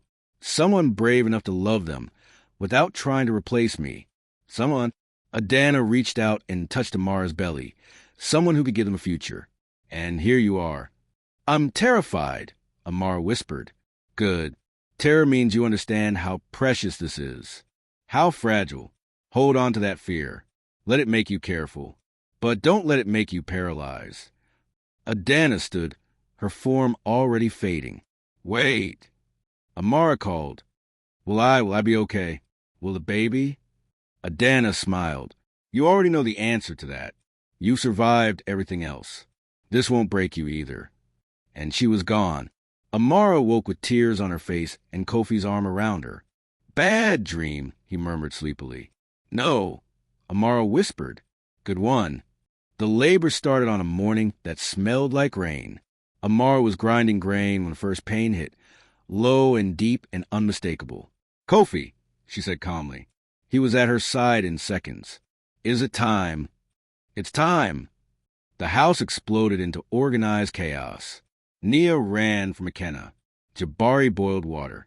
Zuri gathered clean cloths. Kwame kept Tund occupied outside, so the little one wouldn't be scared. Kofi stayed by Amara's side, hold her hand through every contraction. You're doing great, he kept saying. So strong. So brave. I'm going to break your hand. Amara gasped during a particularly bad contraction. Break both of them if you need to. Just keep breathing. McKenna arrived and took command with the calm authority of someone who delivered hundreds of babies. Good position. Good breathing. This baby wants to come. Hours passed. The pain escalated. Amara screamed and swore and begged for it to be over. But she didn't give up. She thought of the desert, of expulsion, of every hard thing she'd survived. This was just one more, and she was strong enough. I can see the head. McKenna announced. One more push, Amara. One more. Amara gathered every ounce of strength left in her body and pushed. The world went white with pain. And then, a cry. Sharp, angry, alive. It's a girl. McKenna laughed. A beautiful, perfect girl. Amara collapsed back, sobbing with relief and exhaustion and overwhelming joy. McKenna cleaned the baby quickly and placed her on Amara's chest. She was tiny, dark skin like velvet, a full head of black hair, eyes squinted shut against a bright world. Hello, little one, Amara whispered. I'm your mama. The baby's tiny fist wrapped around Amara's finger, and Amara's heart exploded. She thought she understood love before. But this was different. This was fierce and primal and all-consuming. This was the love that moved mountains. Kofi knelt beside them, his face wet with tears. She's perfect, he breathed. You're both perfect. Can we come in? Jabari's voice called from outside. Yes, Amara called back. The children filed in, eyes wide with wonder. They gathered around, staring at their new sister. She's so small, Zuri whispered. Was I that small? Tund asked. Smaller, Kofi said, ruffling his hair. Nia reached out tentatively. Can I hold her? Amara carefully transferred the baby to Nia's arms. The 15-year-old cradled her new sister with expert care, her face soft with love. Welcome to the family, little one, she whispered. We've been waiting for you. One by one, each child held the baby, awkward but tender, scared but brave, and Amara watched her family grow before her eyes. 6 children now, chosen and born, both equally loved. What's her name? Kwame asked. Amara looked at Kofi. They discussed this. Agreed on it weeks ago. Adana, Amara said softly. Her name is Adana, after the woman who made this family possible. Kofi's face crumpled. He buried his face in his hands and wept, not from grief, from healing. She would have loved that. He managed. She would have loved all of this. I know, Amara said. That's why we're doing it. That night, After the chaos settled and the children finally slept, Amara sat with baby Adana at her breast, feeding her under the stars. Kofi sat beside her, one arm around her shoulders. "We did it," he said quietly. "We did. From the desert to here. From strangers to this." "This," Amara agreed, "whatever this is." "It's family," Kofi said simply. "Messy and complicated and beautiful. That's what it is." Amara looked down at her daughter, at this miracle she'd been told she could never have, at proof that sometimes the universe breaks you just so you can rebuild into something stronger. "I love you," she told Kofi, "and I love them, and I love this life we've made." "I love you too," Kofi said, "more than I thought possible." Baby Adana made a small, contented sound, and Amara smiled, because this, right here, right now, was everything she'd ever wanted but never knew how to ask for. Not perfection, just presence, just love, just belonging, just home. 2 years passed like water through fingers, fast and slow at the same time, filled with moments so ordinary they felt sacred. Little Adana learned to walk, stumbling between Kofi's arms and Amara's with delighted squeals. Her first word was Baba, which made Kofi cry. Her second was Mama, which made Amara cry. Her third was Jabari, pronounced with such fierce love that the 18-year-old, now a young man of 20, picked her up and spun her until she screamed with laughter. The family grew in ways that had nothing to do with numbers. Jabari married a girl from a neighboring village, a quiet, kind woman named Ayana, who fit into their family like she'd always been there. Nia became the village's youngest healer, sought after for her skill and her gentle touch. Young women came to her with questions about herbs and pregnancy and heartbreak, and she answered them all with the wisdom of someone twice her age. Kwame started carving. Beautiful, intricate pieces that told stories without words. People commissioned his work, paid good money. He was quiet still, but no longer hollow, no longer lost. Zuri, at 11, was all wild energy and big questions. She wanted to know everything about everything, drove everyone slightly crazy. But her curiosity was infectious, and Amara loved every exhausting minute of it. Tund, at 8, had decided he wanted to be a warrior like his father. He practiced with child-sized spear, serious and focused, making Kofi beam with pride. And baby Adana. Adana was the heart of them all, the living proof that broken things could create beautiful ones. Life wasn't perfect. There were still hard days, arguments, sickness, crop failures, nights when money was tight, and worry kept sleep away. But they faced everything together, and that made all the difference. One afternoon, a stranger came to the village. A woman, young, dusty from travel, eyes that held too much pain for someone so young. She was looking for Amara. "Are you the woman who was cast out?" she asked without preamble. Amara, who'd been washing clothes by the river, straightened slowly. "I was. Why?" "Because I am too," the woman said, and her voice cracked. "My tribe says I'm barren. My husband divorced me last week, and I heard there was a woman here who survived it, who built something after. I need to know." Tears spilled down her face. "I need to know if it's possible, if life can be good again." Amara's heart broke and mended simultaneously. She set down her washing, walked over to the woman, and pulled her into a hug. The stranger collapsed against her, sobbing like the world was ending. "It's possible," Amara whispered. "I promise you it's possible." The woman's name was Sanaa. She stayed with them for 3 weeks, healing, learning, finding her footing again. Amara taught her about herbs, about resilience, about the difference between surviving and living. Kofi gave her food and shelter, without question. The children welcomed her like an aunt, showing her that family could be chosen, not just born. And when Sanaa finally left, heading east to a cousin who'd offered her refuge, she hugged Amara fiercely. "Thank you," she said, "for showing me what's possible." "Thank yourself," Amara replied. "You're the one who chose to keep going." After Sanaa left, more women came. Not many, but enough. Women who'd been cast out, divorced, deemed worthless because they couldn't bear children or bore the wrong ones, women who needed to see that there was life after rejection. Amara welcomed them all, fed them, listened to them, showed them that their worth wasn't tied to their wombs or their ability to please men who didn't deserve them.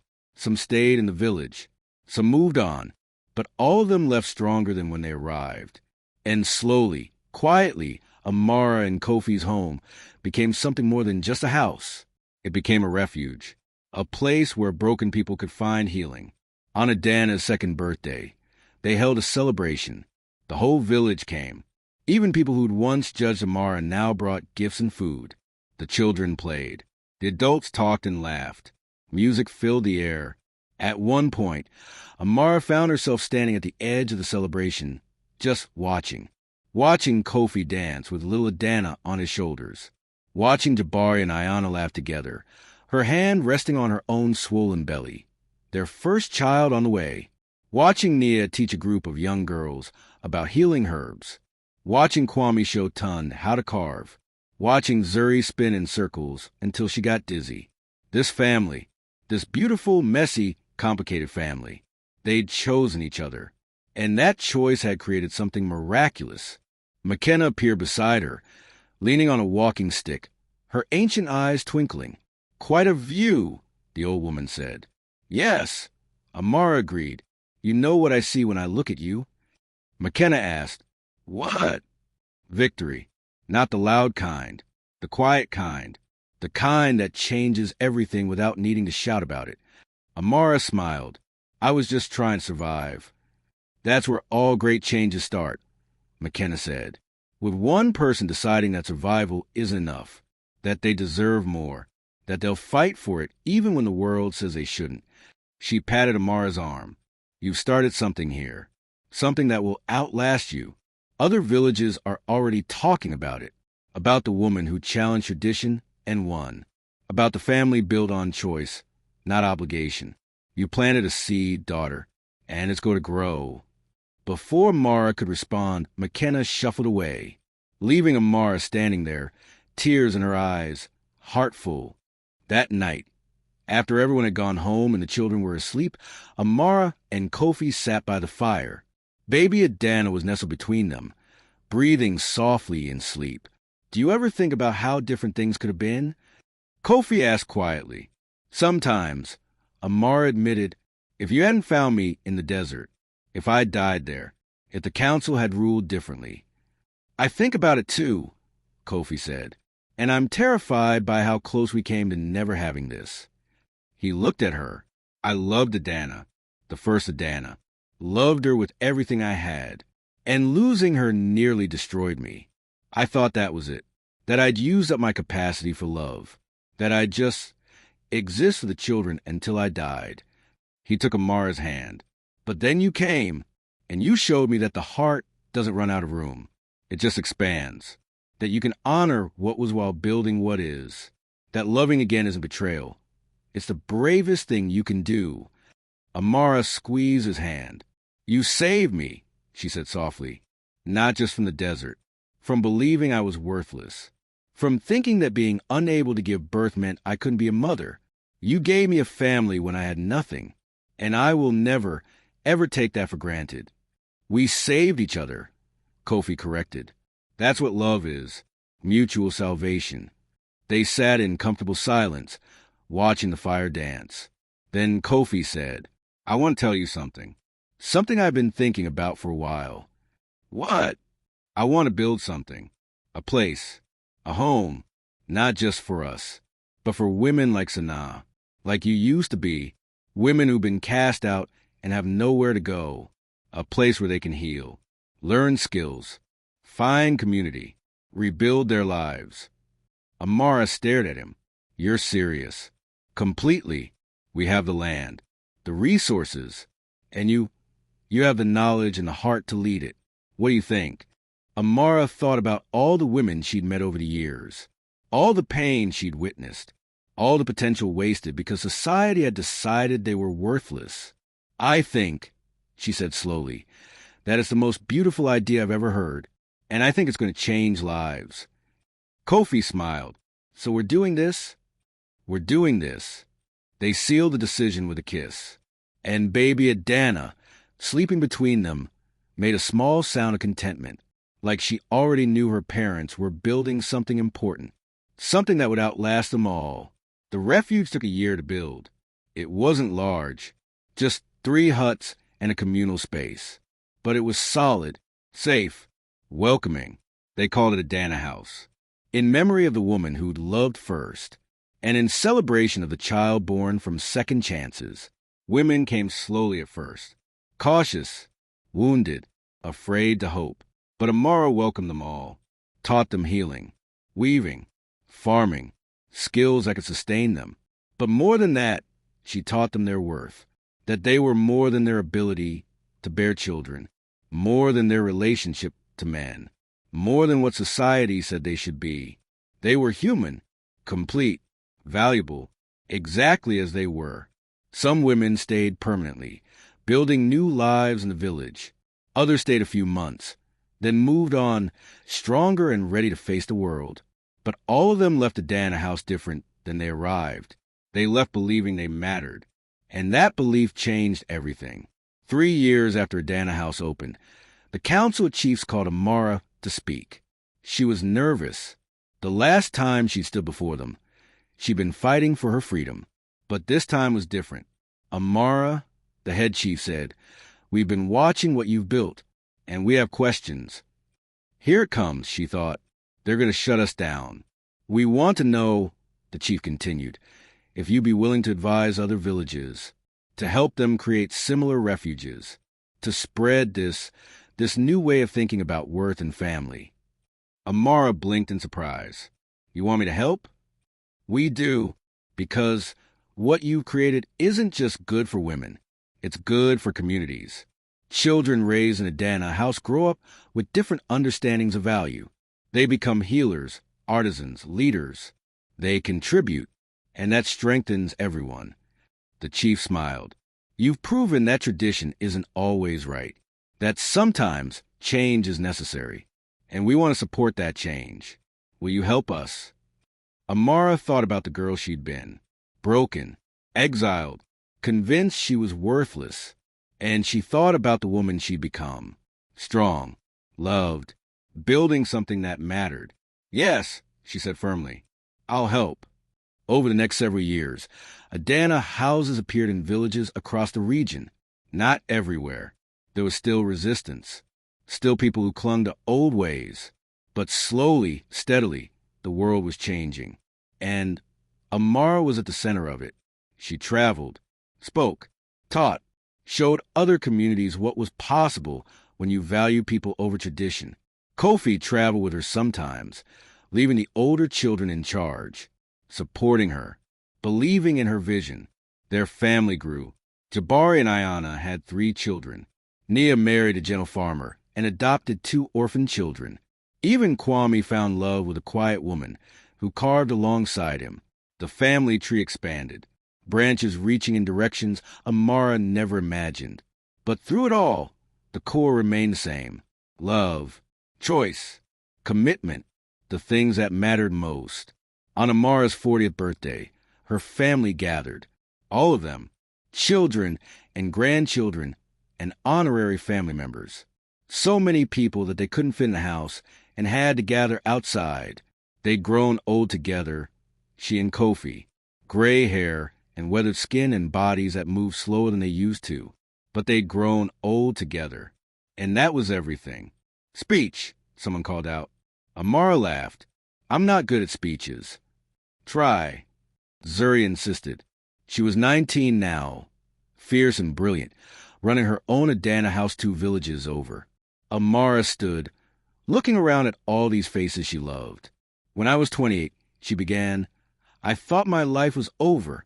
I'd been cast out, called worthless, left to die in the desert. And honestly, part of me wanted to just give up." She paused. "But then a man found me, a broken man with 5 grieving children, and he offered me something I never expected. A chance. Not to be perfect, not to replace what was lost. Just a chance to try." Her eyes found Kofi's in the crowd. He smiled at her, and she smiled back. And from that chance, all of this grew. This family, this community, this belief that people deserve second chances. That worth isn't measured in children born or status achieved. It's measured in love given, in choices made, in the courage to keep going when everything says to stop. Her voice grew stronger. So if you take anything from my life, take this. You are not defined by what you've lost. You're defined by what you choose to build after the loss. And you are never, ever too broken to begin again. The crowd erupted in cheers. Children rushed forward to hug her. Grandchildren climbed into her lap. And as Amara sat surrounded by love, she thought, This is what winning looks like. Not perfect, not easy, but real and beautiful and worth every hard step it took to get here. Amara was 63 when Kofi got sick. It started small. A cough that wouldn't leave. Tiredness that sleep couldn't cure. Weight falling off his frame like autumn leaves. By the time they understood what it was, the sickness had already taken root too deep. How long? Amara asked the healer quietly, away from Kofi's hearing. Months. Maybe a year if the ancestors are kind. Amara nodded. Didn't cry. Not yet. There would be time for tears later. Right now, she needed to be strong. Kofi took the news with the same quiet acceptance he'd approached everything else in life. Well, he said, looking at Amara with those eyes she'd loved for 35 years, at least I get to say goodbye. Don't. Amara said, voice breaking. Don't talk like that. Amara. He took her hand. We both know how this ends. And I'm okay with it. I've had a good life. A full life. More than I ever expected after Dana died. But I'm not ready, Amara whispered. I'm not ready to lose you. I know, Kofi said gently. But you're strong enough to survive it. You've survived worse. That was different. I didn't have you to lose yet. Kofi pulled her close, and they sat like that for a long time, just holding each other, memorizing the feeling, storing it up for the lonely days ahead. The family came home. All of them. Jabari and Ayana, with their grown children. Nia with her family. Kwame and his wife and their 2 quiet sons. Zuri, who'd been running an Adana house 3 villages away. Tund, now a respected warrior with his own young family. And Adana, little Adana, who wasn't so little anymore, 20 years old, beautiful and fierce, and studying to be a leader like her mother. They filled the house with noise and life and love. Kofi sat in the center of it all, growing weaker each day, but smiling more than he had in months. This, he said one evening, looking around at his family, this is all I ever wanted, to see you all grown, happy, whole. Because of you, Jabari said, his voice thick with emotion, you saved all of us. When we were drowning in grief, you gave us Mama Amara, and that changed everything. I didn't give you anything, Kofi corrected gently. You chose to let her in. That was you. All of you. Nia knelt beside her father's chair. What do we do when you're gone? The same thing you've always done, Kofi said. Take care of each other. Love each other. Choose each other. Every single day. He looked at Amara. And take care of your mother. She's stronger than anyone I've ever met. But she's going to need you. We will. They all promised. 3 months later, on a night when the stars were so bright, they looked like holes punched in the darkness, Kofi called Amara to sit with him. He could barely leave the bed now. His breathing was labored, his skin papery and gray, but his eyes were still clear. Still him. Do you remember, he asked softly, that first night when I found you under the baobab tree? Every detail, Amara said, holding his hand. I almost didn't stop, Kofi admitted. I was so lost in my own grief, I almost just kept walking. But something made me turn back. And there you were. Fate, Amara said. Love, Kofi corrected. Not the kind that happens at first sight. The kind that builds slowly. Like a fire from embers. That's what we had. That's what we still have.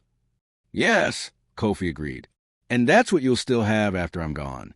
Because love doesn't die when people do.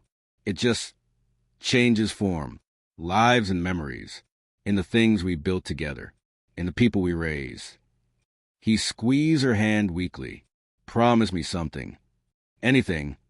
Don't stop living when I'm gone. Don't lock yourself in grief the way I did after Adana. Keep building. Keep helping. Keep being the woman who refused to let the world break her. Tears streamed down Amara's face. I don't know how to do this without you. Yes, you do, Kofi said. You did it before. You'll do it again. And this time, you won't be alone. You have them. Our family. They'll hold you up. He took a shaky breath. I'm so proud of you, he whispered. Of everything you became. Everything we built together. I couldn't have asked for a better partner. A better love. Kofi, I love you, Amara. I will love you in whatever comes next. And I'll be waiting. When it's your turn, I'll be there, under the baobab tree, offering you water, just like the first time. Amara couldn't speak through her tears, just held his hand and nodded. Kofi smiled, closed his eyes, and his breathing slowed. The family gathered around the bed, all of them, holding hands, crying, praying, and as the sun began to rise, painting the sky in shades of orange and gold, Kofi took one last breath and let go. The grief was a living thing. It had weight and teeth and claws. It lived in Amara's chest and made breathing hurt, but she kept breathing because she'd promised. The family buried Kofi under a baobab tree on the hill where he proposed to Amara all those years ago. Hundreds of people came to the funeral, from villages near and far, women from Adana houses, men Kofi had hunted with, children he'd helped raise. They all told stories of his kindness, his strength, his quiet wisdom, and Amara listened to them all, storing each memory like precious stones. The first year without him was the hardest. Amara would wake up reaching for him and find empty space, would cook for 6 instead of 5 out of habit, would turn to tell him something, and remember he wasn't there, but the family held her up. Jabari visited every week. Nia moved back home for 6 months. The younger ones sent letters and visited when they could, and Lil Adana, not so little anymore, stayed by her side. I'm not leaving, she said firmly when Amara protested. You raised me to know that family shows up, so I'm showing up. Together, they ran the original Adana house, welcomed new women, taught new skills, carried on the work, and slowly, day by day, Amara learned to live with the loss. Not over it, never over it, but with it, like carrying a stone in her pocket. Heavy but manageable. 5 years after Kofi died, Amara received an honor from the Council of Chiefs.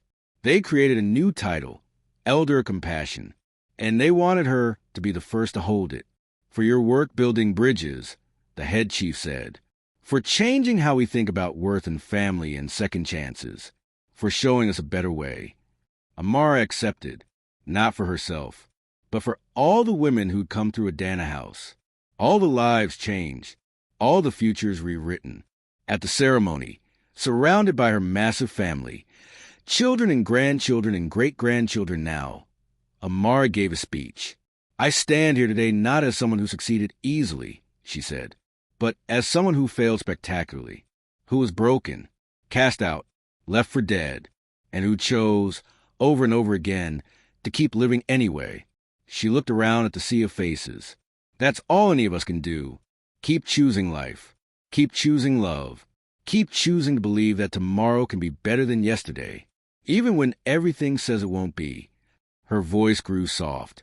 I lost my first husband to cruelty. I lost my second husband to death. I've lost friends and time and parts of myself I'll never get back. But I've also gained more than I ever dreamed possible. A family that chose me. A purpose that sustains me. A love that outlives death itself. She paused.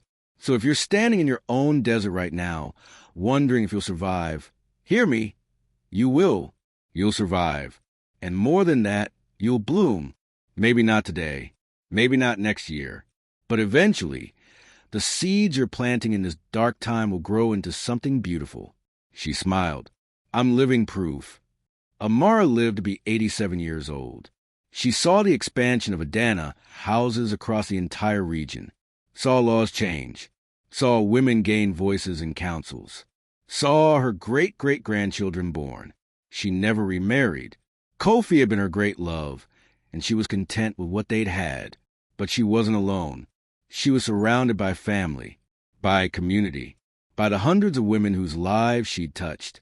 And when her body finally grew too tired to continue, when the sickness came for her just like it had come for Kofi, she faced it with peace. Her family gathered one last time. They filled her room with warmth and laughter and tears, told her stories of all the lives she'd changed, all the ripples she'd created. "You did it, Mama," Adana whispered, holding her hand. "You changed the world." "We did it," Amara corrected softly. "All of us together. That's how change works. One person starts, others join, and eventually the world shifts." She looked around at her family, at the beautiful, messy, incredible legacy she was leaving behind. "I'm ready," she said. And she was ready to rest, ready to see Kofi again, ready to let go of this beautiful, hard, miraculous life. As her breathing slowed, she closed her eyes, and in her mind, she was walking through the desert again. But this time, she wasn't alone. This time, when she reached the baobab tree, Kofi was there, young again, strong again, smiling, holding out a cantle of water. "Took you long enough," he said with a grin. Amara laughed, took his hand, and together they walked into whatever came next. Behind them, in the world of the living, her family wept and celebrated and held each other close, because Amara had taught them that grief and gratitude could coexist, that endings were also beginnings, that love never truly died, it just changed shape. 20 years later, a young woman stumbled through the desert, exhausted and alone. She'd been cast out by her tribe, called worthless, left to die. She collapsed under a baobab tree, sobbing, ready to give up. And then she heard footsteps. A woman appeared, gray-haired, kind-eyed, with weathered hands that spoke of work and love. "Are you okay?" the woman asked. "No," the young woman choked out. I'm barren. They threw me away. I have nowhere to go." The older woman smiled gently. "Actually, you do. There's a place, not far from here. It's called a Dana House. It's for women like you, women who've been told they're worthless. We teach them the truth." "What truth?" "That you were never broken. You were just in the wrong place. And now," she held out her hand, "now you get to find the right one." The young woman stared at the offered hand. Then, slowly, she took it and stood, and together they walked toward hope, and that's how it continued. Generation after generation, woman after woman, life after life. Because sometimes being expelled from the wrong place is the only way to find the right one. And sometimes the family that chooses you is stronger than the family that shares your blood. Sometimes the story doesn't end with exile. Sometimes it's just a beginning. If this story touched your heart, drop a comment below. Sometimes the pain we carry becomes the strength we share. And your story, whatever it is, matters too.